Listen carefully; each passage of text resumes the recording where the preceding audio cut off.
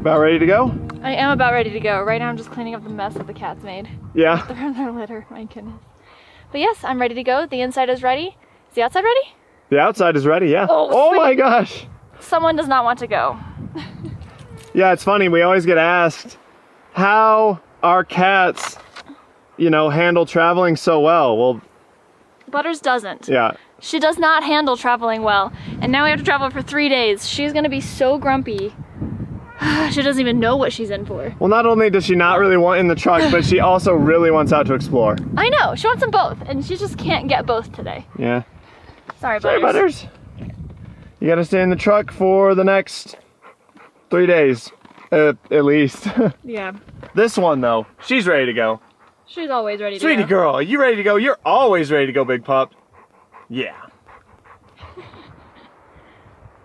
Butters just so happened to decide to get out of the truck.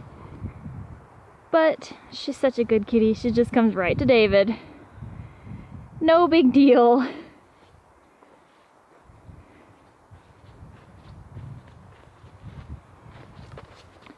Yeah, she's hilarious. She does sometimes get out. It's not very often, but Jenny was distracted by other things with me and the camera, and I was talking to her a little bit, and Butters just jumped out of the truck and just ran. She just bolted away from it.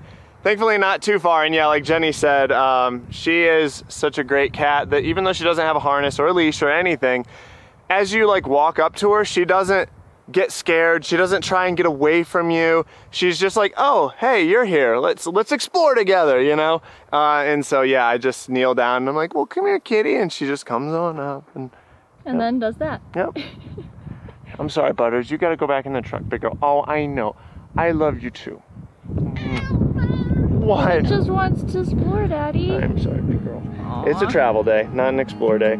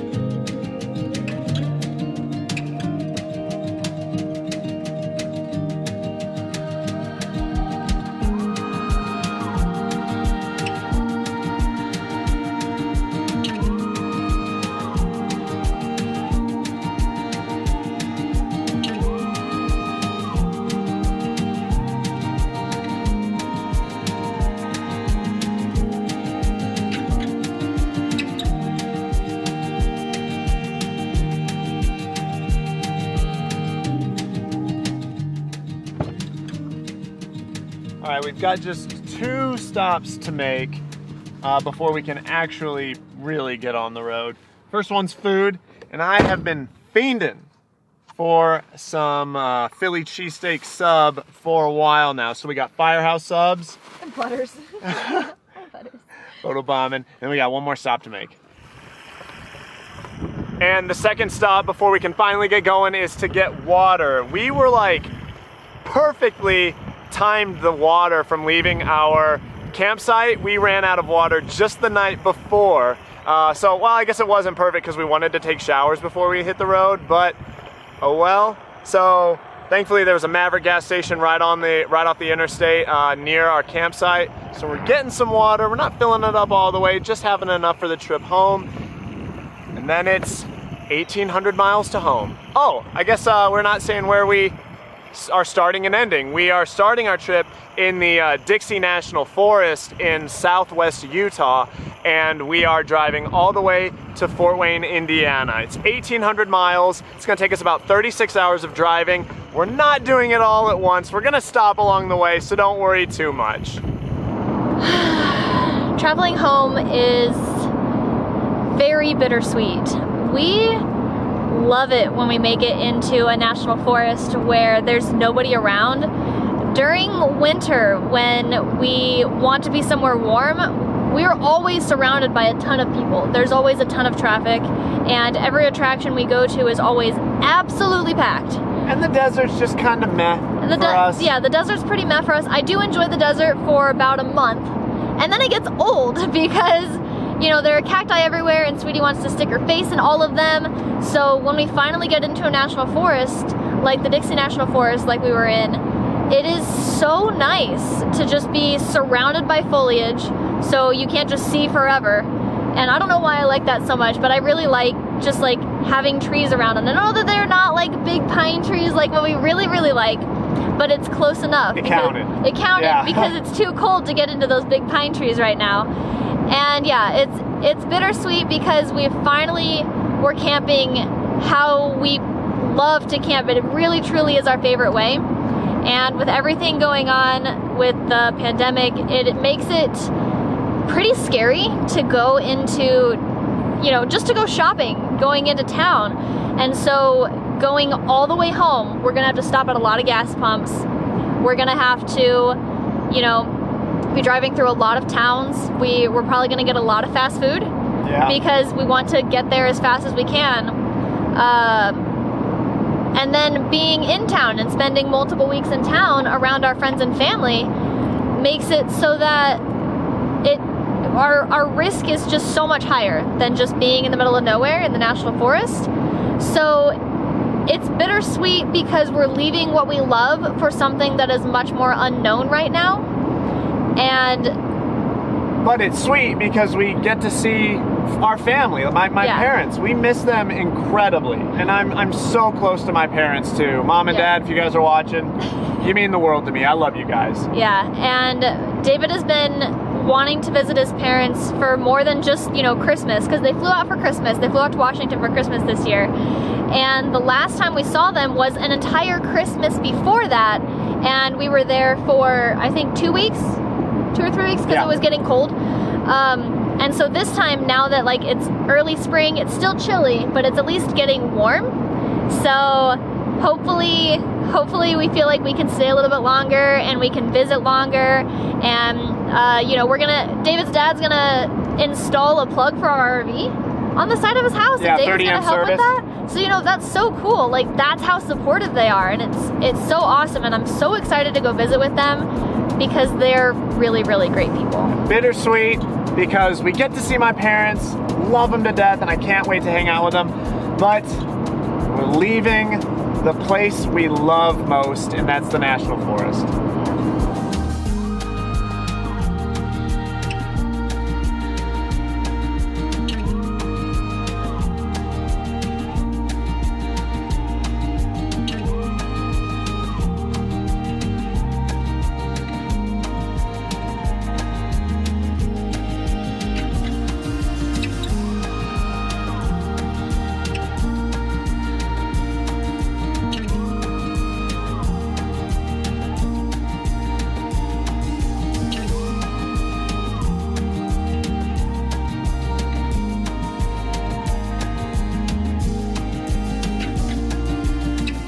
One thing we are doing to protect ourselves is we're wearing gloves when we're at the fuel pump.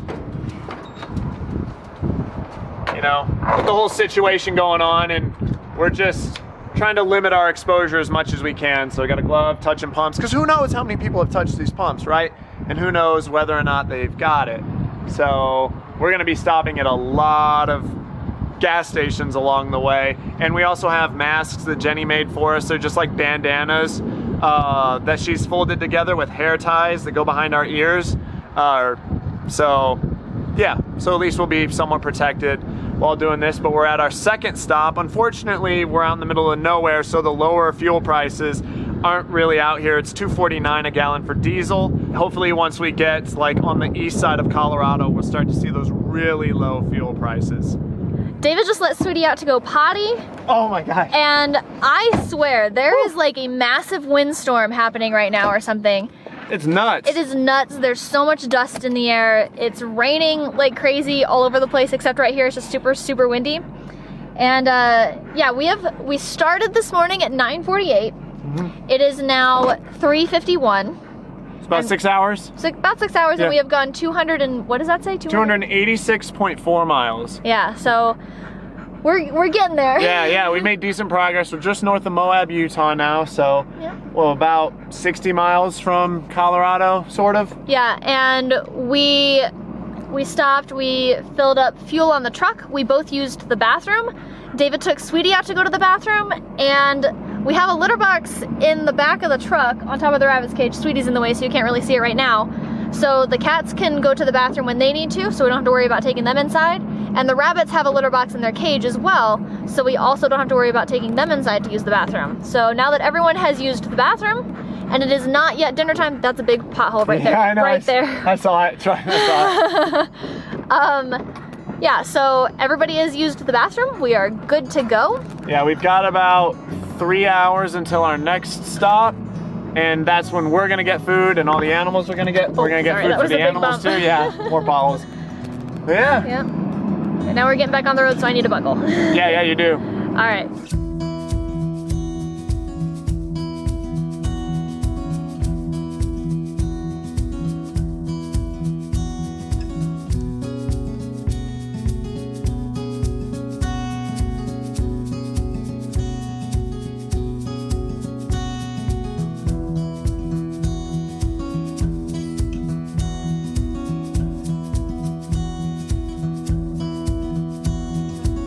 We're at our next stop, and it's food time for the pets. I know, pup, you're so excited. Okay, here you go.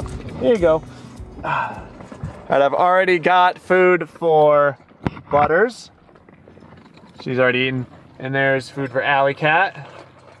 And the rabbits have had their food the whole time, and now Sweetie's chomping down also.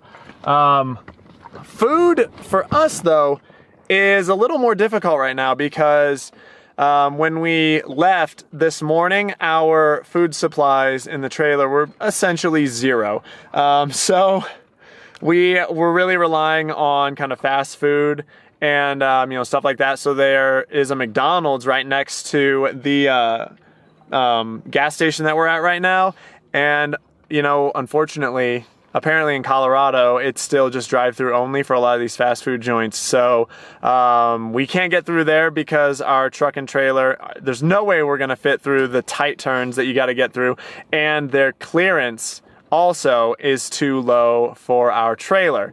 So Jenny just went into the convenience store. Hopefully she can find us some grub that is, you know, pretty decent. But yeah. Hopefully once we get out of Colorado, we'll be able to go into some fast food places, you know, into a Subway or a Firehouse Subs or something to get some decent food. But for now, it's a little difficult. But one thing that is good now about, you know, being a little further east is fuel prices are starting to get really good. It is $1.95 here at this gas station in Colorado. We're just east of Grand Junction now, about, I think, like 150 miles from Denver. Let me see how many miles we've gone and how, what time it is. Oh, there's Jenny. Any luck? So they have a bean and cheese burrito. Bean and cheese burrito? And they have a microwave. It's a frozen, like Tyson type thing. That sounds terrible. All right, so what do you want? I'm thinking maybe just get like I don't know, maybe just like an energy bar or something. Just a couple of energy bars. 2 chocolate energy bars? Yeah. Okay. Yeah. Right. Like I said, yeah, it's a little easier to feed the pets, not so easy to feed us. But we have traveled 437 miles, and it's 7:22 now, so we've been on the road for about 10 hours now.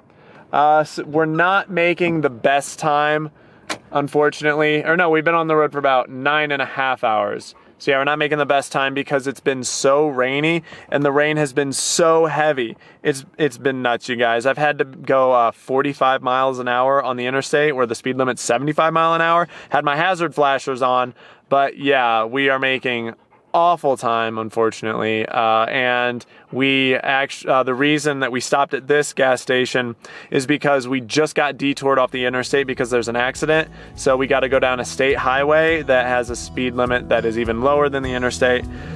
So I don't know how long that detour is, but we're about to make even worse time, unfortunately. But you know what? We'll get there. We're not in a super big hurry. We'll get to where we're going. Right, sweetie girl? Sweet pea. We gonna get there? Huh? Yeah.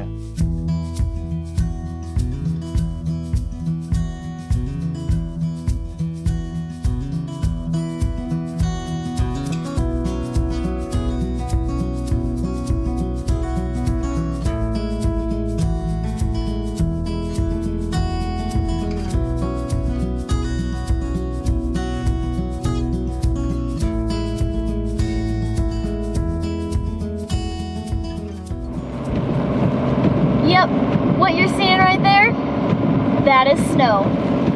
And it is 9:04 in the evening. We are at about 9,000 feet elevation. It's currently snowing. We just drove through Vail, Colorado, where it was only raining, and then we continued to climb, and now it's quite heavily snowing. We're still climbing in elevation. Yeah, we're still climbing.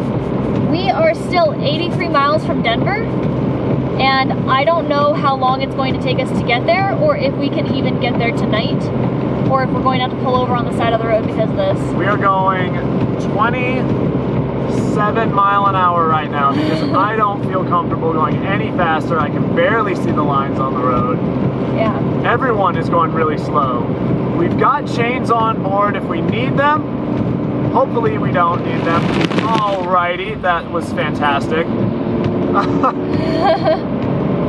Yeah, it's snowy. It's a little worrisome.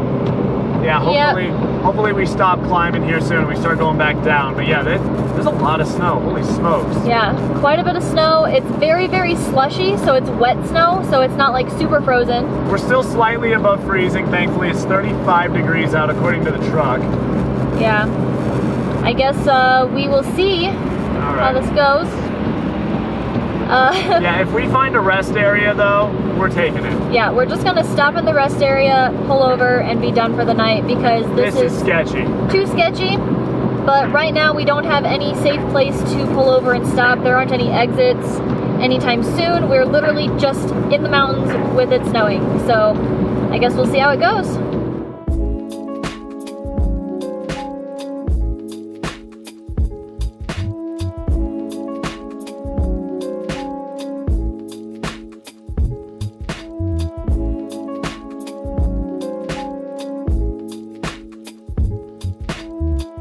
Why don't you tell me what you're doing?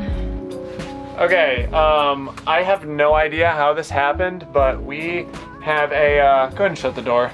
We have a, Wait, hang on.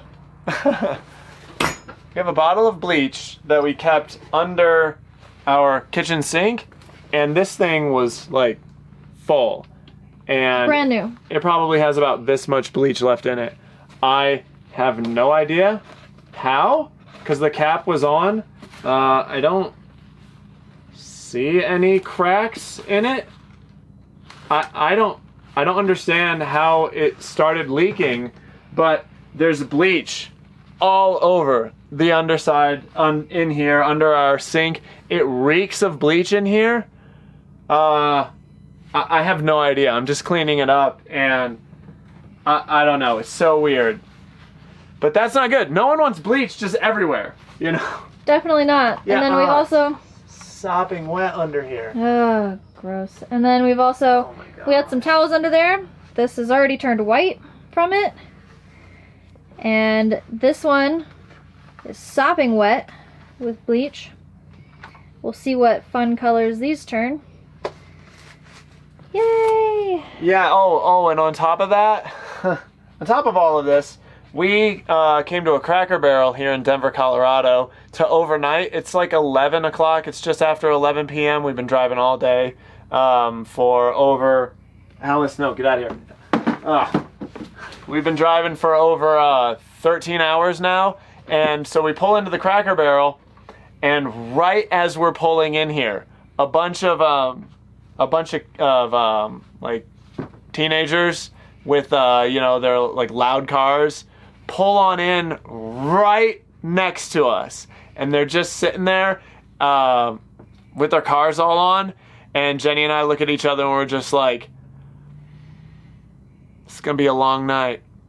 It wouldn't be so bad if they weren't parked in the RV parking. Yeah, they're parked in the RV parking, and there's like 10 of them, and it's... the parking lot's huge. Gosh. They can go to the other side, but they're not. They're right next to us. Yeah, it's one of those situations where it's like, what are you gonna do? Like, we came to the Cracker Barrel because Cracker Barrels are almost always better than Walmarts. They're typically quieter and darker. Not tonight though. So we're gonna clean this up, and I'm gonna do a little editing before bed, just because I can't go to sleep with them here, so I may as well get some work done, and hope that before too much longer they just go home. Alright, so I guess we got a little bit lucky in that those kids left like 15 minutes after they got here. By the time we finished cleaning up all the bleach spillage, they decided to leave, thankfully. So at least there's that. I was gonna do some work on the video that's going up this Thursday, but after the night we've had, I'm done. The first half of our trip went really well. It went really fast, you know, nothing went wrong. It was just a really good day. We were both in good moods and everything was great. And then the second half was just awful. It was like torrential rain. We couldn't get signal anywhere, so we couldn't do our live streams like we usually do while we're traveling. It was snowing like crazy at one point and stressing Jenny the heck out. I was stressed out too, but she was like about to have a panic attack. But I thought we were gonna get stuck. Yeah, but we got through that. We were going like 25 mile an hour for the longest time, just like trying to, you know, just be super safe. That was super stressful. And then we get to the Cracker Barrel, which, like I said before, we come to because it's quiet here. Cracker Barrels are like one of the best RV overnight spots. We love staying at Cracker Barrels. And go figure, as soon as we get here, all these kids show up with their loud cars and we're just like, oh God, we're getting no sleep tonight. And what's funny is that when I was younger, like in my late teens, early 20s, I was one of those kids, you know, with a really loud 2002 Trans Am. I actually still have that car. It's at my parents' house in their barn under a car cover. So I still have that car. And it's incredibly loud, but yeah, I used to be one of them, and now I'm in my 30s, and I'm like, you darn kids, get off my lawn, you know? It's like a total 180. It's Old man David. Yeah. Just one's left alone. I know. Come on, you dang kids. I'm tired. I just want to go to sleep after a long day. So yeah, to heck with tonight. I'm going to sleep. We're ending the travel day. What is it? Oh, it's midnight. Yeah, we're done. We need to go to sleep because we're getting up at like 8 a.m. tomorrow to get right back on the road. At least it doesn't quite smell like bleach in here anymore. Yeah, we have the windows open with the max fan on. It's incredibly cold outside though. I think it's 40 degrees out, if not less. But we've got the max fan on because we're trying to air out all this bleach. But we also have the furnace on because it's really cold. But we're done. We're going to sleep. See you guys tomorrow.